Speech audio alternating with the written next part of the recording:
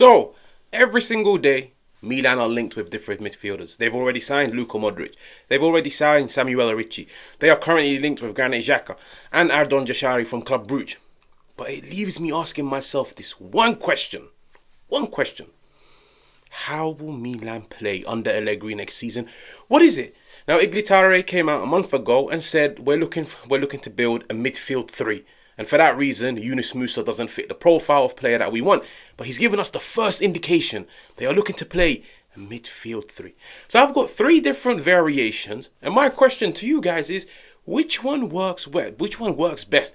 Because in my eyes, if Milan go out and get all of those midfielders that they're linked with, I feel like some of them are too good to be leaving on the bench. So let's start off with the most debatable one, 4-2-3-1, a formation that Allegri has played. But now the question becomes, who do you play in the midfield two, in the double pivot? Now I've put it down as Ricci and Modric. You've got yourself some technical security, you've got yourself some ball progression, you've got yourself some dynamism in the centre of the park. But the question becomes, Milan needs some legs in the centre of the field. Luka Modric, 39 years old, he doesn't really have the legs to cover ground. Ricci, I don't really put him in that bracket of players that cover ground. As much as I feel like defensively he's very underrated, but he doesn't have that running power of somebody like Fofana. But would you go into it with like Ricci and Fofana? But then it leaves us asking ourselves that one question. 4-2-3-1. I've always been of the mindset, of the opinion, Christian Pulisic's long-term future, especially how we saw him utilised under Fonseca and at times under Conceição, maybe just maybe his long-term future is in that roaming number 10 position. But if that is the case, who do Milan play on the right-hand side? And if it is a 4-2-3-1 and Christian Pulisic goes on the right-hand side, I don't look at Ricci, Modric, Xhaka or Ardon Jashari and tell myself they can play in that orchestrator number 10 position. But I haven't seen Milan linked with any number 10s. I haven't seen Milan linked with any right wingers. So because of that, it tells me I don't think 4-2-3-1 is what we will be seeing next season at Milan under Allegri. Now, the second formation is Allegri's notorious 5-3-2. I feel like every single one of these formations has us asking ourselves certain questions. You go 5-3-2, so you automatically scrap wingers, Pulisic or Rafa Leao, because Santi Jimenez is leading the line, or whoever Milan go out and sign as their next striker. So what do? Do you go Santi Jimenez? Rafa Leao playing off him, running the channels, stretching the pitch in behind. But how good is Santi Jimenez at dropping deep and connecting the dots? Do you put Rafa Leao on the bench and put Pulisic with somebody like Santi Jimenez? But at least this way, we could see Igli Tare's vision where he was like, I want to play with a midfield three. That's the team, that's the squad that we're assembling. But then even with the midfield three, who do you go? I've got it down as Fofana, Ricci and Modric. That way, you've got the defensive ability from somebody like Fofana. You've got that security, somebody that can sit, screen, protect the defensive line. Then you've got Luka Modric, who can progress play, who can carry the ball, who can play making the final third, help the two strikers. And then you've got Ricci, who can dictate the tempo, play more of a box-to-box. But now, I don't think the 5-3-2 is happening either. I'm just putting across all the formations that I could think of from what I know of Allegri. The 5-3-2, I don't think it's possible because Pulisic for me is an integral component of this team. Rafa Leao is an integral component of this team. Santi Jimenez, there's a lot of question marks about him. But even if he wasn't an integral component, Milan are looking to sign themselves another striker. Now whether it was Lorenzo Luca, Darwin Núñez, Dusan Vlahovic, Moise Kean, whichever striker they sign is going to be leading the line. 5-3-2? I don't think it's possible. I'll be honest with you guys, I don't think it's possible. That takes us on to the third formation. And I feel like this one is the most reasonable one. And it's one that we saw Allegri deploy in his first stint at Juventus. The 4-3-3. You can utilise your two wingers. You've got yourself Rafa Leao on the left, Christian Pulisic on the right. You've got yourself one focal point, number 9. But now you've got yourself 3 midfielders.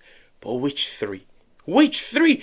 Because if Milan continue and go out and get Granit Xhaka, if they go out and get Ardon Jashari, on top of Fofana, Milan will now have 5 amazing midfielders, all in their own unique way. But now it's about using those 5 midfielders and building a balanced trio. So my question, once again, to you guys is, what is the balanced trio? Don't go for the names. Don't go for the technical ability. Don't go for who looks good on the eye. Every single one of those midfielders has their own strengths, has their own weaknesses. Every single one of them can do a certain job. Now, the first name that, in my opinion, I feel like a lot of you guys would say drop them to the bench, is somebody like Luka Modric. And maybe, just maybe, it's because of his age. But I'll be honest with you guys, like for somebody that sat down and watched Luka Modric last season, even at Real Madrid, even currently in the Club World Cup, age is just a number. And I feel like, I'm not saying play him every single week and play him 90 minute after 90 minute, but he's definitely somebody you start.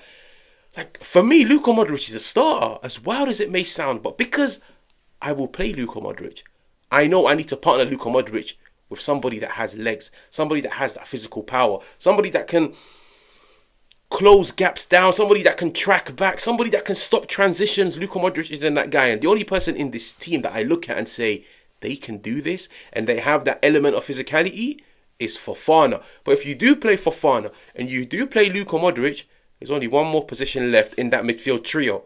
So the question becomes, Ardon Jashari, Granit Xhaka, or Samuele Ricci. And for some reason, one part of me feels like all three of those players, if they were to sign for Milan, are not going to put pen to paper to sit on the bench. Yes, football is a squad game. But you have to bear in mind, Milan are playing one game a week next season. I think Ricci's put pen to paper demanding a serious amount of minutes. Granit Xhaka, who is a starter at Bayer Leverkusen, will not put pen to paper if he's not guaranteed a certain amount of minutes. And Ardon Jashari, what he's done at Club Brugge in Belgium, he's definitely coming to play. I don't know. Do you? The only way for me, I reckon it could make sense and it could work, you'd have to drop somebody like Luka Modric, which for me just doesn't make sense. The leadership, the technical ability, like he could still run the show at the age of 39. But if you do drop somebody like Luka Modric, you probably then can afford to drop somebody like Fofana, because the other three, they can compensate.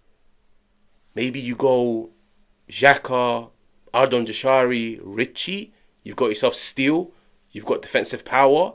You've got yourself ball progression. You've got yourself technical ability. You've got players that can step into the offensive zone and play make. So does that mean Fofana goes to the bench? Luka Modric goes to the bench? I don't know. Like, I've genuinely been sat looking at all the names that they're linked with, Milan, and I'm like, if you get this player and if you get that player, what is the setup? And I'll be honest with you guys, it's a good headache to have. Like, from my opinion, it's a very, very, very good headache to have, because you can always chop and change. You can utilize different players, and that's one thing the opposition don't want to come up against. But as of now, I still don't know what the future holds. I don't know what the setup is. All I know is Igli Tare said it's a three-man midfield, but there's so many variations behind it. I don't know. I guess we have to wait till preseason. We have to wait till preseason and see Allegri's first game. Milan might not even end up getting all of these plays. But if they do, I feel like it's a very exciting dilemma to have for someone like Allegri as the coach.